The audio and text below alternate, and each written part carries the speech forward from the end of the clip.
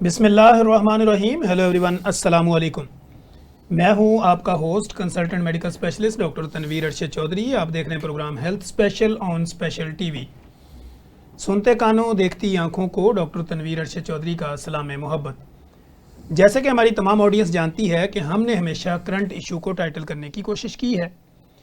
आज का जो हमारा टॉपिक होगा, इस बर आज़म समेत पूरी दुनिया में बढ़ती हुई प्री डायबिटिक, डायबिटिक और ओबेसिटी के पेशेंट्स, उनके अंदर होने वाली क्या कॉम्प्लिकेशंस होती हैं, इसकी काजेज़ क्या होती हैं, इसको इन्वेस्टिगेशन कैसे किया जा सकता है और इसका ट्रीटमेंट क्या होता है, टाइप्स ऑफ डायबिटीज़ किस टाइप्स की होती हैं, कितनी कैटेगरी की होती हैं और कौन सी ऐसी टाइप्स है जिसको रिवर्स किया जा सकता है, क्या आपका लाइफस्टाइल होना चाहिए, किस तरह जो है वो आप अपनी शुगर को है रिवर्स कर सकते हैं।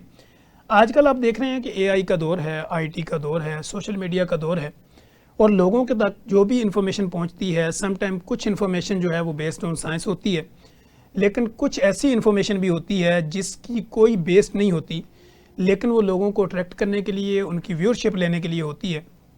तो हम कोशिश करते हैं कि अपने इस प्रोग्राम में अपने एक्सपर्ट को बुलाते हैं, बेस्ड ऑन साइंस जो है वो गुफ्तगू करते हैं, एविडेंस बेस्ड प्रैक्टिस को प्रमोट करते हैं और कोशिश करते हैं कि एक ट्रू इन्फॉर्मेशन जो है वो आप लोगों तक पहुँचे ताकि आप लोगों की ज़िंदगी में आसानी पैदा की जा सके। आज के मेरे इस स्टूडियो में इस सारे टॉपिक को कवर करने के लिए जिन most popular, most youngest, most famous शख्सियात को मैंने अपने स्टूडियो में दावत दे रखी है, उनमें से मेरे साथ स्टूडियो में तशरीफ़ रखते हैं डॉक्टर महबूब अहमद साहब, जो कि कंसल्टेंट डायबिटोलॉजिस्ट यानी माहिर अमराज शुगर हैं। डॉक्टर साहब, welcome to the show. Thank you so much. इनके साथ ही किसी तारफ़ के मोहताज नहीं हैं, हमारे दोस्त भी हैं और most popular, most youngest, most experience शख्सियत डॉक्टर कैसर फारूक भी हमारे साथ तशरीफ़ रखते हैं। Sir, welcome to the show. Thank you sir. Sir, first of all तो थैंक यू सो मच कि आप लोग आए और आप लोगों ने एक टाइम निकाला और हमारी जितनी भी ऑडियंस है उनकी ज़िंदगी में आसानियाँ पैदा करने के फार्मूले लेकर आए। बिल्कुल बिल्कुल सर। अच्छा सर, कैसे साहब, आप तो हमारे प्रोग्राम का जो पहली दफ़ा हिस्सा बने हैं। हमारे प्रोग्राम में कोई भी शख्सियात आती हैं तो हम कोशिश करते हैं कि we would like to know about your personality, educational journey, कि लोगों को पता चले कि जो बंदा यहाँ पहुँचा है कितनी मेहनत और हडल से यहाँ है। मैंने एक्चुअली MBBS किया हुआ है अल्लामा इकबाल मेडिकल कॉलेज लाहौर से, और फिर मैंने FCPS इंटरनल मेडिसिन में किया, वो भी जो उससे मुंसलिक जिना हॉस्पिटल है सर, वहाँ से किया। ठीक। फिर उसके बाद मैं अब न्यू हॉस्पिटल लाहौर में काम कर रहा हूँ as a medical and diabetes specialist के तौर पे काम कर रहा हूँ और अभी तक अल्हम्दुलिल्लाह बेहतरीन तजर्बा जा रहा है वहाँ पे काम करने का। एक्सीलेंट। अच्छा सर, आप लोगों को, हमारे जितने भी दोस्त हैं देखने वाले या हमारे व्यूअर्स हैं या जो कभी भी हमें सुनेंगे, वो आपसे बखूबी वाकिफ़ हैं क्योंकि डिफरेंट किस्म के मॉडल्स के ऊपर आप नज़र भी आते रहते हैं। ये क्या आप लोगों ने एक फ़लसफ़ा दिया है लोगों को रिवर्सल ऑफ डायबिटीज़ का? ये जो फ़लसफ़ा है ना, ये काफ़ी पुराना फ़लसफ़ा है सर। पाकिस्तान में, ये नया। ठीक। और इसकी बुनियाद ये है कि पूरी दुनिया में अब इस पे बहुत तेज़ी से काम होता जा रहा है। ये जो कॉमन टर्म है, ये पब्लिक टर्म है, जो वो है डायबिटीज़ रिवर्सल सर। लेकिन जो मेडिकली जो इसके लिए टर्म इस्तेमाल होती है वो होती है रिमिशन। ठीक। अच्छा, ये रिवर्सल और रिमिशन का मतलब एक ही है। पब्लिक क्योंकि रिमिशन का वर्ड नहीं बोलती, उनके लिए जैसे कुछ ऐसे लफ्ज़ होते समझना हैं, भी आसान नहीं होता लोगों को। समझना आसान हो जाता है। बिल्कुल। तो होता यह है कि अगर आप बग़ैर दवाइयों के अपना HbA1c 6.4 से नीचे रखें कम से कम 3 माह तक, ठीक। उसको मेंटेन रखें आप, तो इसका मतलब है कि आपने अपनी डायबिटीज़ रिवर्स कर ली है। ठीक। कि आपको किसी अपने डायबिटीज़, अपने HbA1c के लेवल को नीचे रखने के लिए किसी गोली की, किसी इंसुलिन की ज़रूरत नहीं है। ठीक।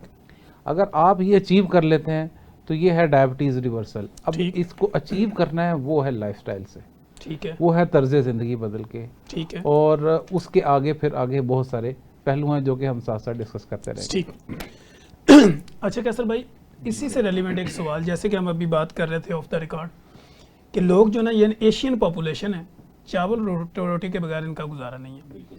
और आपका फार्मूला 9 GPS है, इसको इम्प्लीमेंट कैसे करें? सर बेसिकली जब हम डायबिटीज़ के बारे में सोचते हैं ना, डायबिटीज़ एक सिंपल सब्जेक्ट नहीं है सर। वैसे तो ये डाइटरी डिजीज़ है, लेकिन इसकी कॉम्प्लिकेशन बहुत ज़्यादा है सर। जैसा कि हम बात करें माइक्रोवेस्कुलर और मैक्रोवेस्कुलर, यानी कि हार्ट अटैक है, फालिज का मसला है, इसकी वजह से रेटिनोपैथी है, किडनीज़ के मसाइल हैं, एम्पुटेशन है, यानी कि गैंग्रीन जो पाँव जलते हैं और फिर एंड द एंड गैंग्रीन होके एम्पुटेशन की तरफ जाना पड़ता है। सर। जब ये सारी कॉम्प्लिकेशन माइंड में चल रही होती हैं और मरीज़ को ये चीज़ समझ आती है जिनको कि ये बीमारी इतनी जानलेवा है और इतने इसके मसाइल हैं, ठीक, तो फिर वहाँ समझाना बड़ा आसान हो जाता है। सर। जैसे हमारे मेजॉरिटी लोग तो हमें फॉलो कर रहे होते हैं बहुत सारे प्लेटफॉर्म पे, बल्कि वो रोटी चावल तो छोड़ के आ रहे होते हैं, ठीक, लेकिन उनसे शुगर कंट्रोल नहीं हो पा रही होती। हम है। उनको फिर ये फन सिखाते हैं कि वो हमारे साथ कैसे शुगर को कंट्रोल कर सकते हैं, उनको कैसे हम इस स्ट्रेटजी पे ले आएँ। तो no GPS basically no grains, no potatoes, no sugar, ठीक तो है। ये चीज़ें फिर निकालनी पड़ती हैं अगर हमने शुगर रिवर्सल की बात करते हैं विदाउट एनी मेडिसिन। ठीक है। अच्छा सर, अभी एक रिसेंट पेशेंट मैंने विजिट किया, वो पेशेंट कहती कि मुझे ज़िंदगी में कभी जो है ना वो मीठे ने अट्रैक्ट नहीं किया, लेकिन जब से मुझे शुगर हुई है अब मुझे क्रेविंग आती है। तो इसकी बेसिक रीज़न क्या होती है? इसका मतलब है कि ये बीमारी है। ठीक, मीठे की क्रेविंग होना ये इंसुलिन रेजिस्टेंस है। ठीक है। इंसुलिन रेजिस्टेंस में आपका हाथ बढ़ता और जब बढ़ जाए तो रुकता नहीं है, और ठीक। अगर आप रोकने की कोशिश करें तो आपको दूसरे हाथ से ऐसे पकड़ना पड़ता है तो फिर होता ही है, दोनों हाथ आगे जाना शुरू कर देता है। तो लेकिन दोनों से मीठा- शुरू हो जाता है। दोनों से शुरू हो जाता है। कहने का मकसद ये है कि मीठे की तरफ आपका हाथ ना रुकना, ये आपके ये नहीं है कि आपका आप पहले कंट्रोल था अब नहीं है, ये बीमारी है। ये आप ठीक, उस बीमारी के तहत ये कर रहे होते हैं जिसमें क्रेविंग्स आती हैं, जिसमें एक वर्ड बड़ा ज़बरदस्त है, लोग अक्सर यूज़ करते हैं कि जी स्नैकिंग करते हैं हम। ठीक है। खानों के दरमियान हमें कुछ ना कुछ भूख लगती है, इतनी ज़्यादा हम ना खाएं तो पसीने आना शुरू हो जाते हैं, ऐसे जान जैसे निकल रही है, और हाथ पाँव सुन्न होना शुरू हो जाते हैं। तो हमें खाने से 2 खानों के दरमियान कुछ ना कुछ स्नैकिंग चाहिए होती है। तो बेसिकली ये इंसुलिन रेजिस्टेंस है। इंसुलिन रेजिस्टेंस की सबसे आम प्रॉब्लम वो ये है जो आप अभी हम डिस्कस कर रहे हैं कि आपका मीठे की तरफ हाथ जो आप पहले रोकने के काबिल थे अब वो नहीं रुकेगा। ठीक हो गया। मीठा मीठे को अट्रैक्ट करेगा ना, ये बात बिल्कुल अभी मुझे समझ आ रही है इसकी। अच्छा सर, दूसरा हम ये देखते हैं कि कुछ लोग जो होते हैं ना वो कहते हैं जी हम कोल्ड ड्रिंक लवर हैं, छोड़ नहीं सकते। तो क्या हम शुगर फ्री कोल्ड ड्रिंक ले लें या दूसरी में, इसमें आपके नज़दीक फ़र्क क्या है? सर मेरा ये ख्याल है कि जब आपने ये डिसाइड कर लिया है कि आपको शुगर हो गई है और आपने कोल्ड ड्रिंक छोड़नी है, तो कोल्ड ड्रिंक छोड़ने से पहले सबसे पहले आपने शुगर फ्री कोल्ड ड्रिंक छोड़नी है। ठीक है। कोल्ड ड्रिंक बाद में भी छोड़ सकते हैं, शुगर फ्री कोल्ड ड्रिंक पहले छोड़ें। ठीक है। क्योंकि उसके अंदर जो सोडाज ऐड हुए हैं, जो एस्पार्टेम ऐड हुआ है, उसने आप अंदर जाके वही तबाही मचानी है जो कि आम सादा जो सोडा है वो भी वही मचाता है। ठीक। तो आपने अंदर जाके मैसेज वही दे दिया, और उस मैसेज के तहत आपका लबलवा इंसुलिन बनाएगा, वो इंसुलिन निकलेगी और उसी इंसुलिन से फिर इंसुलिन रेजिस्टेंस होगी और आपकी बीमारी में इजाफा होता जाएगा। ठीक। तो असल में चीज़ है कि जो आपने जो भी चीज़ खाई पी है वो आपके अंदर जाके इंसुलिन रेजिस्टेंस कर रही है। तो कोल्ड ड्रिंक्स लवर जो हैं वो इससे पहले कि किसी न किसी बीमारी में मुब्तला हो और उनका ये लव उनको अंधे कुएं में फेंक दे, तो वो यहीं से यू टर्न ले लें, यू टर्न लेके वापस आ जाए। हाँ जी। अच्छा कैसर भाई, इसी के ऊपर अगर हम बात करते हैं, इसी से हाँ जी रिलेटेड, बिल्कुल। कुछ लोग ये कहते हैं कि अगर हम कोल्ड ड्रिंक भी ना लें और फिर आप कहते हैं कि जी हर फल भी आपने नहीं खाना, यानी फलों में वो फल जिनका ग्लाइसेमिक इंडेक्स 50 से ऊपर है, बिल्कुल तो वो ऐसे कहते ही हैं खाएं तो खाएं क्या? देखिए इसमें जैसे हमने कहा ना कि नो जीपीएस डाइट प्लान है। नो जीपीएस से मुराद no grains, no potatoes, no sugar, ये तो निकाल दें। इसके अलावा बाकी चीज़ें बहुत सारी हैं, अल्लाह की नेमतें हैं जो वो खा सकते हैं और बिल्कुल एंजॉय भी कर सकते हैं। ठीक है। अगर हम फलों की बात करें जिनका ग्लाइसीमिक इंडेक्स 50 से कम है और ग्लाइसीमिक लोड 10 से कम है, तो सेफ फ्रूट्स हैं जो कि ले सकते हैं। ठीक है। और वॉक और वर्जिश के साथ लें, यानी कि थोड़ी सी वॉक वर्जिश उसके साथ लाजमी कर लें, मील के साथ अटैच ना करें, अलहदा से ले लें। फ्रूट को एज एन एंटरटेनमेंट लें, ठीक है। तो फ्रूट भी ले जा सकते हैं। इसके अलावा अंडे हर तरह के खा सकते हैं, ठीक है। गोश्त हर तरह का इस्तेमाल कर सकते हैं, सब्जियां तकरीबन सारी इस्तेमाल कर सकते हैं सिवाय पोटैटोज़ के। ठीक है। इसके अलावा नट्स हैं, दालें हैं, चने हैं, लोबिया है, तो ये सारी चीज़ें मुख्तलिफ फॉर्म में मुख्तलिफ टाइम पे खाई जा सकती हैं, जो कि शुगर कंट्रोल तो एक नहीं होगी, इसमें इंसुलिन रेजिस्टेंस कम होगी, ठीक जो है। कि बेसिकली बहुत सारी बीमारियों का मजमूआ है। जिसमें फैटी लिवर है, कोलेस्ट्रोल है, ब्लड प्रेशर है, मोटापा है, यूरिक एसिड, ये सारी प्रॉब्लम्स ठीक होंगी और जो बाहर से दवाइयों का दत्था लेने वाला प्रोग्राम था वो बंद हो जाएगा। ठीक है। और जो दवाइयाँ आप खा रहे थे उसके साइड इफेक्ट से बच जाएंगे और बीमारी को आप अपनी को रिवर्स कर लेंगे। आपके जिस्म में सोजिश कम हो जाएगी, सोजिश कम होगी तो आपकी सेहत बेहतर होगी, आप अपनी एक्टिविटीज़ को बेहतर कर पाएंगे और रोज़मर्रा के काम आसानी से कर पाएंगे। तो उसका फार्मूला यही है कि आपने no grains, no potatoes, no sugar, इसके अलावा बाकी जितनी अल्लाह की नेमतें हैं वो सारी इस्तेमाल करें, बल्कि उनको सलीके से तरीके से खाएं तो कोई मसला नहीं होगा। ठीक है।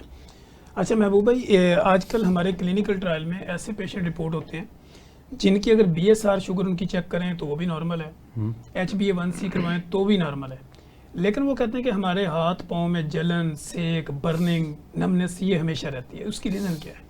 2-3 चीज़ें हैं जो कि जो जिन लोगों को प्रॉब्लम होती है, इसको नॉर्मली हम कहते हैं न्यूरोपैथी। ठीक है। न्यूरोपैथी का कॉज शुगर एक है, इसके अलावा और बहुत सारे कॉजेज़ हैं जो कि न्यूरोपैथी कर सकती है। ठीक है। बहुत सारी ऐसी अद्वियात हैं जो कि न्यूरोपैथी कर सकती हैं और बहुत सारे, इवन मैं आपको सिंपल सी बात बताता हूँ, अक्सर किसी को लूज मोशन आते हैं, उसको फ्लैजल लगती है, तो फ्लैजल से न्यूरोपैथी हो सकती है, लोगों के हाथ पांव जल सकते हैं। ठीक है। इसी तरह और लोग बहुत सारे ये मेटफॉर्मिन शुगर की गोली लेते हैं। अब जिनको शुगर नहीं होती, फीमेल्स PCOS के लिए लेती हैं, हाथ पांव जला सकती है वो। इसी तरह कुछ लोगों को स्ट्रेस की वजह से हाथ पांव जलते हैं और उसमें न्यूरोपैथी नहीं होती। ठीक है। आप जब स्ट्रेस आउट होते हैं तो आपको ऐसे लगता है कि जैसे हाथ पांव सुन्न हो रहे हैं, हाथ पांव से जान निकल रही है। ठीक। तो ये 2 चीज़ें। लेकिन एक चीज़ बड़ी कॉमन है, जब आपको गर्मियों में ख़ास तौर पे ये इशू आ रहा हो कि आपके हाथ कम लेकिन पाँव ज़्यादा, तो इतनी शिद्दत की गर्मी पड़ रही होती है कि वो वाकई जलते हैं। ठीक है। गर्मी भी जलाती है। उस टाइम पे अगर आपने सॉक्स पहने हुए हैं, शूज़ पहने हुए हैं, आप वो रिलैक्स करें, AC लें, AC या कूलर जो भी सहूलत है आपको, उस हिसाब से अगर आप उसको अकोमोडेट कर लें और साथ में पानी का इंटेक ज़्यादा रखें तो बहुत सारे लोगों के ये मसले ठीक हो जाते हैं। अच्छा सर, इसी से रेलिवेंट ये है कि लोग कहते हैं कि सर्दी में मुझे समटाइम ऊपर वाली बॉडी पे सर्दी लग रही होती है और पाँव मुझे ब्लैंकेट से बाहर रखने पड़ते हैं, तो ये भी न्यूरोपैथी की काज हो सकती है? ये न्यूरोपैथी है। देखें, ये तो बड़ा टिपिकल फीचर है। इसमें एक टर्म यूज़ होती है कि आपको पाँव इतने जलते हैं कि सारे जिस्म पे, आपने जैसे बताया कि वो कंबल या रज़ाई ली है, लेकिन पाँव बाहर निकाले हुए हैं। सर ये बहुत टिपिकल अलामत है, अर्ली साइन है न्यूरोपैथी। बिल्कुल बहुत कॉमन। अच्छा कैसर भाई, हाई कोलेस्ट्रोल की बात भी की जाती है और कहा जाता है कि जब आपको शुगर होती है तो 8-10 बीमारियों को साथ इनवाइट करती है। बिल्कुल ऐसे ही है। तो कौन सी ऐसी बीमारियां रेलिवेंट हैं शुगर के साथ जो आम लोगों को हो जाती हैं? शुगर के मरीज़ को पहली बात ये कि समटाइम कोई अलामत नहीं होती, ठीक, लेकिन किसी वजह से कोई कॉम्प्लिकेशन हुई, कोई इन्फेक्शन हुआ या कोई छोटी मोटी कोई सिम्टम आए तो वो टेस्ट करवाते हैं, जिससे टाइप 2 डायबिटीज़ पता चलती है। ठीक। टाइप 1 की जब हम बात करते हैं वो तो टोटली डिफरेंट है, क्योंकि उसमें इंसुलिन की कमी होती है और वो पेशेंट इमरजेंसी में पाए जाते हैं। हार्मोनल डिसऑर्डर भी हो और सकता है। बेसिकली वो इंसुलिन डेफिशिएंसी की वजह से। ठीक। तो type 2 diabetes basically cluster of disease है, जैसे इंसुलिन रेजिस्टेंस की मैंने बात की स्टार्ट में। इंसुलिन रेजिस्टेंस अपने साथ कुछ मजमुआ रखती है बीमारियों का, ठीक, जिसमें कोलेस्ट्रोल में ट्राइग्लिसराइड का बढ़ जाना, HDL का कम हो जाना, इसके अलावा मोटापा, इसके अलावा कुछ लोगों में ब्लड प्रेशर का बढ़ना, यूरिक एसिड का ज़्यादा होना और ख़वातीन में PCOS का प्रॉब्लम होना। तो ये सारी बीमारियां आपस में कनेक्टेड हैं और इसकी वजह इंसुलिन रेजिस्टेंस है। और इंसुलिन जब आप किसी को भी शुगर डायग्नोज करते हैं, HbA1c करवाते हैं तो वो ज़्यादा है, कोलेस्ट्रोल ज़्यादा बढ़े हुए हैं, उसके साथ लिवर एंजाइम्स डिस्टर्ब्ड हैं, ब्लड प्रेशर भी स्लाइड से ज़्यादा है, यूरिक एसिड का वो भी ज़्यादा है। तो ये बेसिकली बीमारी एक ही जगह से आ रही थी, वजह एक ही है, वो इंसुलिन रेजिस्टेंस। अगर हम इंसुलिन रेजिस्टेंस को फोकस कर लेते हैं तो ये सारी बीमारियाँ ठीक होना शुरू हो जाती हैं। अदरवाइज ये सारी बीमारियाँ फिर आगे जानलेवा भी साबित हो सकती हैं। ठीक हो गया। अच्छा डॉक्टर महबूब, पहले हम ये सुनते थे लोगों से कि लोग कहते हैं टाइप 2 की जो ना डायबिटीज़ की जो टाइप 2 और टाइप 1 है, अब एक नई टर्म लोग निकालते हैं टाइप 3 भी आ गई है। तो आम व्यूअर्स इसको कैसे समझे? लोगों के समझने के लिए 2 ही टाइप्स हैं, टाइप 1 और टाइप 2। ये फिजिशियन नजर आते हैं जो कि कैटेगराइज करते हैं। टाइप 5 मेलनरिश लोगों में कहते हैं। ठीक। टाइप 3 अल्जाइमर के साथ एसोसिएटेड होती है। इसी तरह जेस्टेशनल डायबिटीज़ है, पेंक्रियाज के साथ जो हाँ पेंक्रियाज के साथ जो एसोसिएट होती है, सॉरी। तो ये सारी चीज़ें जो है ना वो अगर आप इसको लोगों को समझाने के लिए उनके लिए टाइप ब्रॉडली 2 और टाइप 1 ब्रॉड और 2 टर्म है। या पब्लिकली वो यही है कि आप या टाइप 1 है या टाइप 2 है। लाडा और मोडी में भी समटाइम कंफ्यूज किया जाता हाँ। है, तो वो डॉक्टर का काम है बेसिकली डायग्नोज ठीक करना। जी नाज़रीन, कहीं मत जाइएगा, हमारे साथ रहिएगा। यहीं पे वक्त हुआ एक ब्रेक का, और ब्रेक के बाद जब हम आएंगे तो हम मज़े की गुफ्तगू जारी रखेंगे। वेलकम बैक नाजरीन, आप देख रहे हैं हेल्थ स्पेशल प्रोग्राम, और हेल्थ स्पेशल प्रोग्राम में हम अपने एक्सपर्ट के सामने डिफरेंट किस्म के सवाल को डिफरेंट एंगल्स के साथ रख रहे हैं ताकि आप लोगों को समझने में आसानी हो। कोई भी ऐसी चीज़ जो आप लोगों के जहनों में ख्यालात आते हैं या आपकी मिथ्स होती हैं, तो हम कोशिश करते हैं कि बेस्ड ऑन साइंस उस सारे मामलात को अपने एक्सपर्ट के सामने रखें और उनका जो ओपिनियन हो उसके ऊपर वो हम आप लोगों तक डिलीवर करने की कोशिश करें ताकि आप लोगों की ज़िंदगी में आसानी पैदा की जा सके। डॉक्टर महबूब, हमारी बात हो रही थी कि टाइप्स के ऊपर। टाइप 1 की जो शुगर है, पहले तो ये होता था कि बच्चों में हम ये कैटेगराइज करते थे कि 30 साल 32 साल की उम्र से पहले वाली है तो टाइप 1 है, लेकिन अब तो हमने देखा कि 10-12 साल के बच्चे को टाइप 2 भी होती है। तो इसकी कॉमन रीज़न आजकल क्या है? सर इसमें जो अभी भी वैसे अगर ब्रॉडली देखा जाए तो ये कैटेगरीज अभी भी स्टैंड करती हैं वैसे ही उसी तरह ही है, लेकिन ठीक। अब टाइप 2 के पेशेंट्स अर्ली रिपोर्ट होना शुरू हो गए हमें, और उसकी रीज़न हमारी कचरा खुराक है। ठीक है। हम सुबह से लेके शाम तक आप ये देखें कि माएँ बच्चों को टिफ़िन में क्या पैक करके देती हैं, बिल्कुल ऐसे। वही ना कोई चिप्स का पैकेट, कोई सैंडविच और कोई बिस्किट, या कोई उधर से कैंटीन से भी समोसा या पकोड़े ऐसे या ही मिलेंगे। यही मिलेगा ना।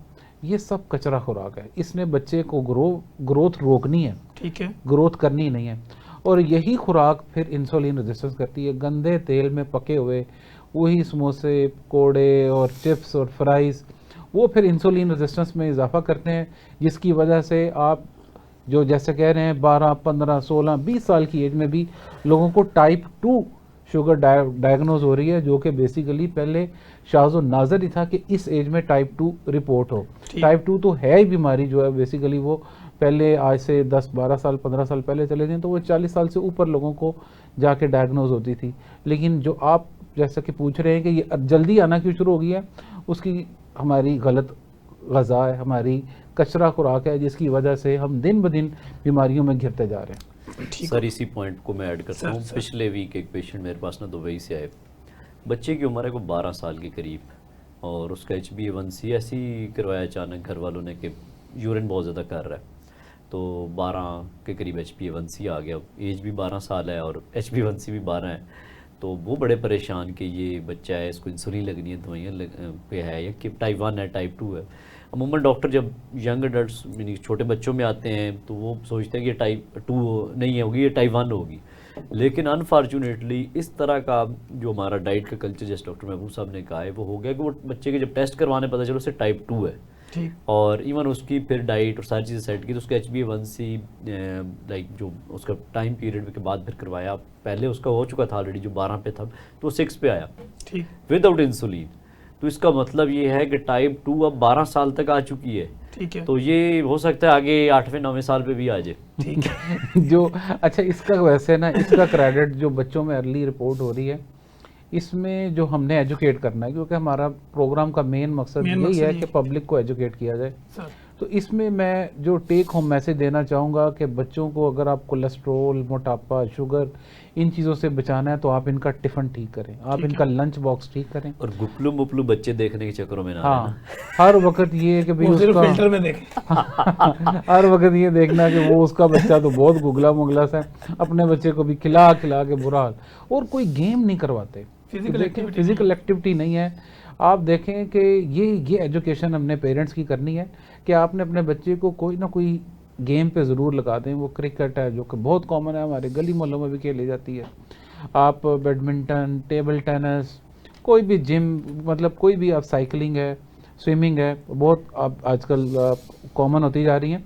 तो किसी न किसी फिजिकल एक्टिविटी में आप ज़रूर लगाएं, उससे बीमारियां तो जो बचनी है वो बचनी है। और मोबाइल मेंटली बच्चा बहुत स्ट्रॉन्ग हो ये बात सही है, बच्चे का मोबाइल छीन लें। लेकिन वो माएँ अपनी जान छुड़ाने के लिए तो मोबाइल देती है। अच्छा डॉक्टर, क्या सर थायराइड को भी अगर शुगर के साथ हम अटैच करें तो कुछ ऐसे सिम्टम्स भी हैं जो दोनों में एक जैसे होते हैं?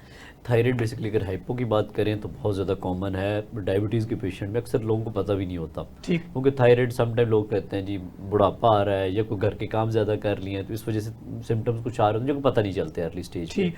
फटीग इसका बहुत कॉमन सिम्टम है हाइपोथायराइडिज्म का। ठीक है। इसके अलावा कोल्ड इंटॉलरेंस, सर्दी का बहुत ज़्यादा लगना, कुछ लोगों का मोटापे का हो जाना और ख़वातीन में ब्लीडिंग का ज़्यादा आना। ठीक तो है। ये प्रॉब्लम्स सम टाइम होते हैं, सम टाइम हिडन होते हैं, पेशेंट हिस्ट्री नहीं देते। ठीक है। मैं बहुत सारे पेशेंट्स को देखता हूँ जब थायराइड उनकी स्क्रीनिंग करवाते हैं तो TSH उनका 10-11 पे पहुंचा होता है, कुछ के 100s में आया होता है।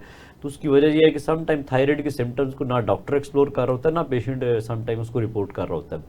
बाज़ का तो उसको डिप्रेशन एंग्जाइटी पे डाल के जी कुछ सिम्टम्स को ये तो नॉन स्पेसिफिक से डाल के। तो थायराइड की एग्जिस्टेंस बहुत कॉमन है डायबिटीज़ के साथ। मेरे ख्याल से तो हर डायबिटिक के पेशेंट को जो टाइप 1 है या टाइप 2 है उसमें थायराइड स्क्रीनिंग मस्ट होनी चाहिए कि ये हिडन प्रॉब्लम है जो इवन कार्डियोमायोपैथी और बहुत सारे और कॉम्प्लिकेशन बाद में लीडिंग कराता है और इसको शुरू में स्टार्ट में आइडेंटिफाई कर लेना चाहिए। ठीक होगा।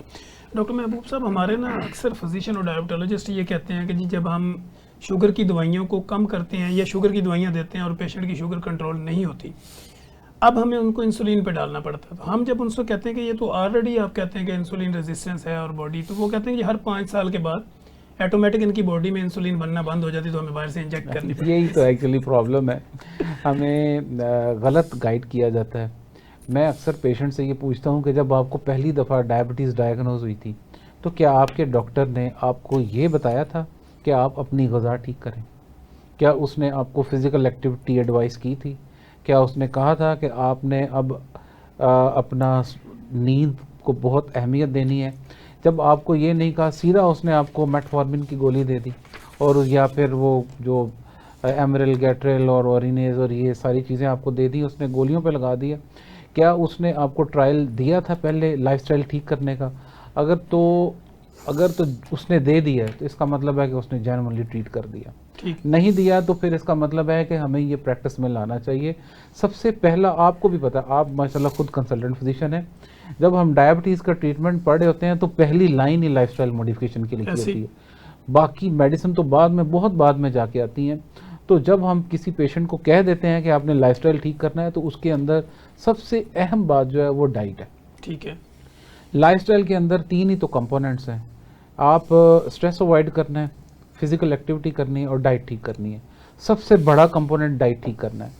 और डाइट, जैसा कि अभी डॉक्टर कैसर साहब जिक्र कर रहे थे कि वो डाइट कैसी होनी चाहिए थी, उसके अंदर ग्रेन्स निकालने हैं, पोटैटोज़ निकालने हैं और साथ में शुगरी प्रोडक्ट्स निकालने हैं। अब आप ये देखें कि जब आप मैदे की बनी ये चीज़ें खा रहे हैं और डॉक्टर साहब यही कहते हैं, डॉक्टर साहब रोटी नहीं खानी तो फिर रस खा लिए ब्राउन ब्रेड ले हाँ, लें, ब्राउन ब्रेड ले लें लें, और ये वाइट ब्रेड ले लें। अच्छा डॉक्टर साहब मैं पूड़ी एक खा लूँ वगैरह। बल्कि आज मेरी एक मरीज से बात हो रही थी तो वो कह रहा था कि डॉक्टर साहब अगर रोटी बंद करती तो ताकत कितों आएगी हम तो लाहौर के लोग यही समझते हैं। 2-2 नान खाने वाले लोग हैं, तो आप कहते हैं अंडे शंडे खाएं। तो ये अंडों से तो हमारी ज़हनी तसल्ली नहीं होनी, पेट की तो शायद तसल्ली हो जाए, ज़हनी तसल्ली नहीं होनी कि यार वो 2 अंडे, वो कहता है 2 अंडे तो सर हम जो 2 नान और साथ में चने होते हैं उसके अंदर से 2 अंडे खा लेते हैं आप कह रहे हैं 2 अंडे हमारी कौम को एजुकेट करना भी बहुत बड़ा मसला है। बिल्कुल ऐसा ही है सर। ये आपने जो पॉइंट उठाया ना कि इंसुलिन पे शिफ्ट होने वाला, एक्चुअली ना ग्लूकोज सेंटर्ड अप्रोच अब जब हम अप्लाई करते हैं ना कि हमने सिर्फ शुगर के नंबर्स ठीक करने हैं, उसके लिए तो फिर दवाइयाँ बंदा ठीक नहीं करना, बंदा नहीं ठीक करना या बीमारी को ठीक नहीं करना या उसको रूट काज को नहीं एड्रेस करना। अगर रूट काज एड्रेस नहीं करनी फिर तो डायबिटीज वर्स होती जाएगी। ठीक है, हो सकता है HbA1c अब 7 पे लें, चाहे वो 4 दवाइयाँ खिला के कर लें, चाहे इंसुलिन दे के कर लें। ठीक है, वो आपकी शुगर के सिर्फ लेवल्स ठीक हो रहे हैं लेकिन इंसुलिन रेजिस्टेंस बढ़ती जा रही है। कई पेशेंट में हमने ऑब्जर्व किया उनका HbA1c ठीक होता है, उनको हार्ट अटैक हो जाता है, फालिज का अटैक हो जाता है, किडनीज के प्रॉब्लम आ जाते हैं। उसकी वजह के अंदर हमने रूट काज को नहीं एड्रेस किया जो कि इंसुलिन रेजिस्टेंस है। जब तक आप रूट काज को एड्रेस नहीं करेंगे तो शुगर रिवर्सल तो बहुत दूर की बात है। वो आप असल में HbA1c रिवर्स कर रहे हैं, उसकी इंसुलिन रेजिस्टेंस को ठीक नहीं कर रहे। ठीक, जो कि बेसिक प्रॉब्लम है। और डॉक्टर्स का प्रॉब्लम ये है कि वो इस पे आइडेंटिफाई नहीं करते कि ये टाइप 1 है या टाइप 2 है, इसको इंसुलिन रेजिस्टेंस है या नहीं है। तो डायरेक्ट इंसुलिन, लोगों के जहन में भी होता है कि इंसुलिन जो 10 साल बाद लगानी है, 5 साल बाद लगानी है, स्टार्ट ही ले लेते हैं इंसुलिन से। तो ये शायद जान बचा ले। वो शुरू में तो इंसुलिन के थोड़े यूनिट से काम चल जाता है, लेकिन थोड़ा टाइम आता है तो वही इंसुलिन नाकाफ़ी हो जाती है, फिर उसके यूनिट्स बढ़ जाते हैं। और कई पेशेंट्स मैंने देखे हैं जो 100 यूनिट्स लगा रहे हैं, HbA1c 11 पे है, लाइक डिफरेंट कॉम्प्लिकेशंस है, मोटे हुए जा रहे हैं, फैले जा रहे हैं और शुगर बढ़ती जा रही है। उसकी वजह यही है कि रूट कॉज पे एड्रेस नहीं हो रहा। और बेसिकली डायबिटीज़ की मैनेजमेंट में सबसे बड़ा प्रॉब्लम ये है कि हम रूट कॉज पे नहीं जा रहे, जिसकी वजह से हर साल हम वर्ल्ड डायबिटीज़ डे मनवाते हैं, हम हर साल फीते काटते हैं कि डायबिटीज़ ज़्यादा हो रही है। वो ज़्यादा होने के पीछे ही हम लोग हैं कि हम उसको बेसिकली रूट कॉज के पीछे नहीं जा रहे। यानी कि ये देखने की जरूरत है कि शुगर बढ़ती क्यों जा रही है। हाँ बिल्कुल सही बात है। अक्सर पेशेंट्स कहते हैं जी डॉक्टर साहब मुझे ना डॉक्टर ने कह दिया तो बाद में भी तो इंसुलिन पे आना ही है, चलो पहले से इंसुलिन पे आ जाओ, तो मुझे पहले दिन से इंसुलिन ही लग रही है और मैं बड़ी फिट हूँ वक्ती तो, और मैं अभी फिट। सर जब वो अनफिट होते हैं फिर आते हैं ना हमारे पास तो अब वो कहते हैं जी ये तो पहले उन्होंने बताया नहीं हमें। तो असल बात ये है कि इंसुलिन लगने से पहले ही इंसुलिन की ज्यादती है। ठीक है, मैं आप ये टाइप 2 में इंसुलिन रेजिस्टेंस होती है। जब बॉडी रेजिस्ट कर रही होती है तो पैंक्रियाज और पुश करता है कि आपकी उसको इंसुलिन की प्रोडक्शन को। तो अक्सर पेशेंट्स में जब हम फास्टिंग इंसुलिन लेवल्स करवाते हैं तो उनके लिमिट से बाहर आए होते हैं। अक्सर पेशेंट्स में इंसुलिन रेजिस्टेंस के पेशेंट में बाहर से और इंसुलिन देना, सर ये तो और कुछ धमाका है, और खुद कुछ धमाका है ना, खुद कुछ धमाका है कि आपने शुगर की रीडिंग को ठीक दिखाने के लिए आपने उसको पॉइजनस ड्रिप पे, पॉइजनस इंजेक्शन पे लगा दिया ताकि नंबर नॉर्मल हो जाए, नंबर नॉर्मल हो जाए बस। अच्छा डॉक्टर साहब, हमने देखा आजकल ना डिफरेंट किस्म के एंगल से आपको इन्फॉर्मेशन मिलती है। कोई कहता है किनवा की रोटी खाएं, कोई कहता है मल्टीग्रेन ले लें, कोई कहता है फलां आटा ले लें। लेकिन जब हम देखते हैं कि हमारी पब्लिक और फिर लार्जेस्ट अगर हम बॉडी को देखेंगे तो उस सिलसिले में वो लोग अफोर्डेबल नहीं होते। फॉर एग्जांपल कि 70% पॉपुलेशन तो रूरल एरियाज़ में रहती है, उनका सोर्स ऑफ इनकम भी नहीं होता और शुगर भी हो जाती है। तो क्या आपके नज़दीक ये जो बाकी सारे आटे हैं, मल्टीग्रेन है या डिफरेंट किस्म के जो नाश्ते बताए जाते हैं, तो अगर एक आम गरीब आदमी इसको फॉलो करे तो कैसे? सर पहली बात तो ये कि मल्टीग्रेन सबसे बड़ा धोखा है, बल्कि सबसे महंगा है, सबसे महंगा धोखा है, सबसे महंगा। और ये जो बेसिकली कमर्शियल दौर है ना, ये जैसे वाइट ब्रेड मना की तो ब्राउन ब्रेड आ गई। यानी आप एक ग्रेन से रोक रहे हैं, वो 8-10 इकट्ठे करके दे रहे हैं। 8-10 इकट्ठे करके दे दिए। जो गरीब बंदा बेचारा एक ग्रेन नहीं खा सकता उसे कहें तुम 8 ग्रेन खाओ, और वो पैकेट लेना पहली बात तो अफोर्डेबिलिटी में नहीं आता। दूसरी बात ये है कि कोई भी ग्रेन आप लेते हैं किसी भी फॉर्म में, वो शुगर पर डेफिनेटली इफेक्ट करता है, वो आपकी इंसुलिन रेजिस्टेंस डेफिनेटली बढ़ाता है। अगर हम मल्टीग्रेन को या किनवा को या बाकी चीज़ों को भी काउंट करते हैं, वो आम लोगों की तो एक्सेस में भी नहीं है, बिल्कुल। और वो जो नाश्ते बेच रहे हैं वो बेसिकली क्लेम कर रहे हैं ये शुगर रिवर्सल या शुगर फ्री आटा या इस तरह की। समटाइम वो आपका ही ऊपर चला गया तो नीचे उन्होंने लगाया वो ये पता नहीं कहाँ से, हालांकि उनसे सर हमारा कोई ताल्लुक नहीं है। वो जो हमारे नाम पे नो जीपीएस, बेसिकली हमारा तो डाइट प्लान का नाम हमने रखा ना, वो जीपीएस पाउडर और इस तरह की फक्कियां ऊपर वो थोड़ी सी आप लोगों की वीडियो चलाते हैं, नीचे उन्होंने हो सकता है ये क्लिप हमारा उधर चल जाए। बिल्कुल ऐसे ही। अच्छा सर, इससे तो हम चले बाहर आते हैं एक पब्लिक के लिए कि जो शुगर को रिवर्स भी करना चाहते हैं, सोर्स ऑफ इनकम भी नहीं है, आसान तरीका क्या होगा? सर एक तो गिन के रोटियां खाना छोड़ दें, ठीक, 2 सुबह 2 दोपहर 2 शाम। लेकिन वो स्टेप बाय स्टेप करें, अगर कोई 4 खा रहा है 3 पे आ जाए, 2 पे आ जाए। 2 सुबह खा रहा है, 2 दोपहर 2 शाम, जो हमारी पब्लिक अमूमन करती है, 6 से 8 रोटियां तो नॉर्मल सी बात, सालाना उसके मुकाबले में बहुत कम होता है। बेसिकली प्रोटीन डेफिशिएंट पब्लिक होती जा रही है ना, लोग प्रोटीन खाते नहीं है, सब्जियां खाते नहीं, सलाद खाते नहीं है, रोटियों से पेट भर देंगे। रोटी बेसिकली शुगर है, आप जहाँ अगर 2 ले रहे हैं तो उसको आप पहले हाफ कर लें, लाइक 6 रोटी दिन में खा रहे हैं तो 3 कर लें, और उसको सलाद की क्वांटिटी बढ़ा लें, फाइबर की क्वांटिटी को बढ़ा लें, साथ में आप प्रोटीन को ऐड करें सर, तो आप क्या हो सकता है आपकी बॉडी में उसी चेंजेस आना स्टार्ट हो जाएंगी सर।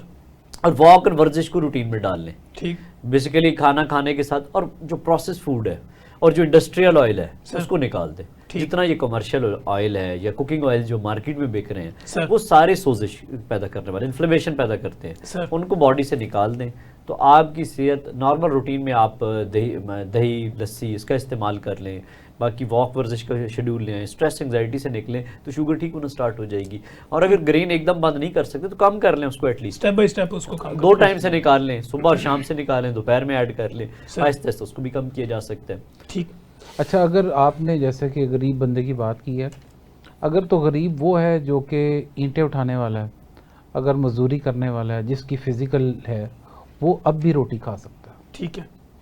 वो रोटी जैसा कि डॉक्टर कैसर साहब ने कहा वो बतदरीज ऐसा ऐसा कम करे और उसको स्टेप बाय स्टेप कम से कम करता जाए, वो रोटी आज भी इंजॉय कर सकता है जो गरीब है। ठीक। गरीब की तो रोटी बंद हो ही नहीं सकती ना, बिल्कुल ऐसे क्योंकि वो ऑलरेडी मेहनत करने वाला है, मुशक्कत करने वाला है, उसने कोई मशीन चलानी है, वो calories उसने burn भी हो रही प्लम्बिंग का काम कर रहा है, वो इलेक्ट्रिशियन का काम कर रहा है, वो किसी जगह पे मैकेनिक है, वो ईंटें उठा रहा है, वो सीमेंट उठा रहा है। इसे कहते हैं ना, ये यही है ना गरीब। बिल्कुल ऐसे। लेकिन एक बंदा अगर मोबाइल पे 2000 रुपये का पैकेज करवा रहा है, सारा दिन रील्स देखता है और वो ये कहे कि मैं तो गरीब हूँ, मैं रोटी कैसे छोड़ूं, वो साथ में नीचे कमेंट भी कर रहा है, तो उसको सर ज़हनी तौर पे अपने आप को तैयार करना है।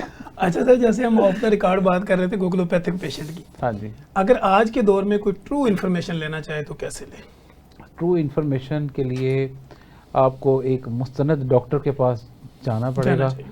आप अगर ये समझते हैं कि मेरे पास ना एक पेशेंट आ गया और बड़ी मज़े की बात है, वो कहता जी मैंने एआई से डायग्नोज करवाया, मुझे हे फीवर है।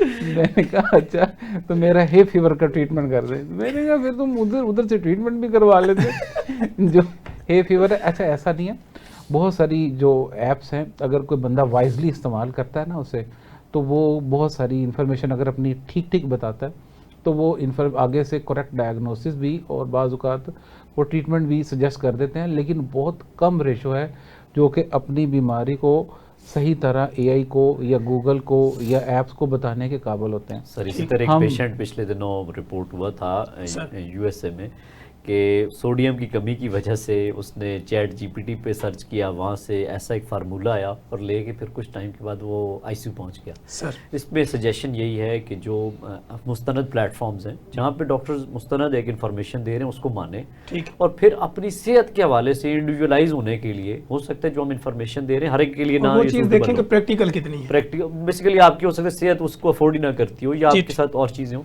तो आप डॉक्टर से मशवरे के साथ उन चीज़ों पे follow. Thank you so much doctor महबूब साहब, आपका बहुत बहुत शुक्रिया। डॉक्टर कैसर साहब आपका भी शुक्रिया। इंशाल्लाह नेक्स्ट हम एक निशिस्त करेंगे इंशाल्लाह और एक लॉन्ग टर्म इसके ऊपर और भी तरीके से बात करेंगे। नाजरीन, आपने देखा कि हेल्थ स्पेशल प्रोग्राम के अंदर आज हमने कुछ मिथ्स जो है उसको कन्वर्ट करने की कोशिश की, बेस्ड ऑन साइंस गुफ्तगू की, और कोशिश की कि आप लोगों को आसान अल्फाज में गपशप वाले माहौल में एक अच्छा मैसेज डिलीवर किया जा सके।